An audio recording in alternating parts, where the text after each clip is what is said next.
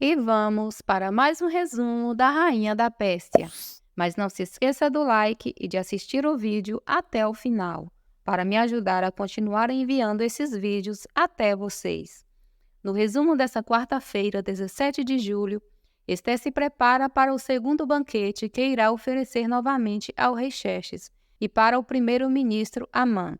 Esté fica sabendo pela serva Raiate que em Persépolis tem um harém e que a concubina do rei Ari foi enviada para lá. Temendo lhe acontecer algo no banquete ao rei, Esté diz a Hegai que o ama como irmão. Hegai diz a Ester que ela inspira as pessoas com a sua coragem. Ester fica muito feliz ao saber que Mordecai foi honrado. Depois de ter passado vergonha honrando a Mordecai, Amã chega em sua casa e encontra a sua família que lhe cobra explicações. Zeles diz a Amã que agora ninguém irá mais respeitá-los e que os filhos vão ser zombados em toda Suzã. Depois de ver que Mordecai é um homem justo e bom, seus colegas de trabalho lhe pedem desculpa por tê-lo desprezado por ser judeu. Depois de não ter conseguido dormir à noite, o rei se prepara para ir ao banquete de Ester. Arbona diz ao rei Xerxes que ele fez muito bem em valorizar Mordecai e que Ester ficará muito feliz. Mas o rei, por não saber ainda que Ester é prima de Mordecai, ele sente ciúmes da aproximação entre os dois. Então Arbona diz a Xerxes que ele está vendo coisas onde não existe, pois a rainha o ama. Xerxes diz que provará para a rainha que também a ama. O sábio do palácio diz a Amã que tudo isso que aconteceu deve ter sido uma maldição do Deus dos judeus. Então Zeles, a mulher de Amã, fala que sempre ouviu dizer que quem toca nos judeus também está tocando no Deus deles.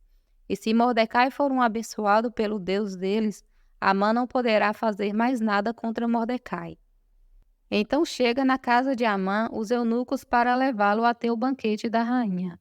Isso faz Amã pensar que nada mudou entre a sua relação com o rei e que ele continua sendo um convidado de honra da rainha.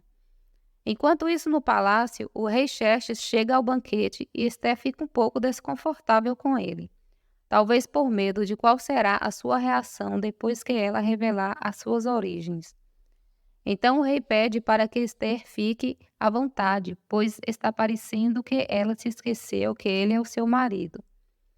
Xerxes se aproxima de Ester e diz que sentiu saudades e pensou que iriam passar a noite juntos na noite anterior. Mas a rainha diz que não foi chamada para ir aos aposentos do rei.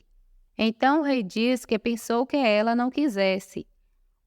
O rei fala com Ester das honras que fez a Mordecai. Ester se mostra muito feliz. Xerxes e Ester se divertem com o gato Xé. Amã chega ao banquete e pede desculpas pelo atraso. Ester diz que ele chegou na hora certa. O rei pede para que Ester diz qual é o seu pedido, pois até metade do reino lhe será dado. Então Ester diz ao rei, já que ela alcançou graça perante o rei, que seja poupada a sua vida e a de seu povo. O rei, ali sem entender, pergunta a Ester sobre o que ele está falando. Então Ester começa a dizer que ela e seu povo foram vendidos para serem mortos e aniquilados de vez. A mãe então pergunta a Ester quem ousaria fazer tais coisas. Então Ester conclui dizendo que se ao menos estivessem sido vendidos como escravos, que ela se calaria para não incomodar o rei. Então Xerxes pergunta a Ester quem é que tem essa intenção contra a rainha e onde está o culpado. Enquanto a mãe está ali se deliciando com o banquete sem nem imaginar que este homem seja ele, Ester revela ao rei que a mãe é o verdadeiro culpado e que ela também é judia e parte do povo a quem Amã incitou ao rei a assinar o decreto. Amã fica surpreso. O rei fica descontrolado com muita raiva e parte para cima de Amã. Enquanto o rei sai para ver com os sábios se tem como anular o decreto, Amã tenta fazer com que a rainha peça ao rei para poupar-lhe a vida.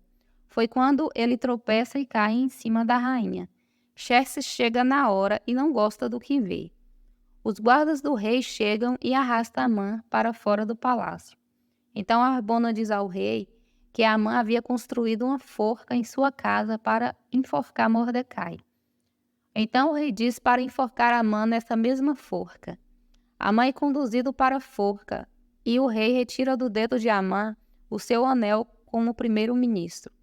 A família de Amã se desespera ao vê-lo na forca. O filho de Amã, Dalfon, diz que vingará a morte do seu pai.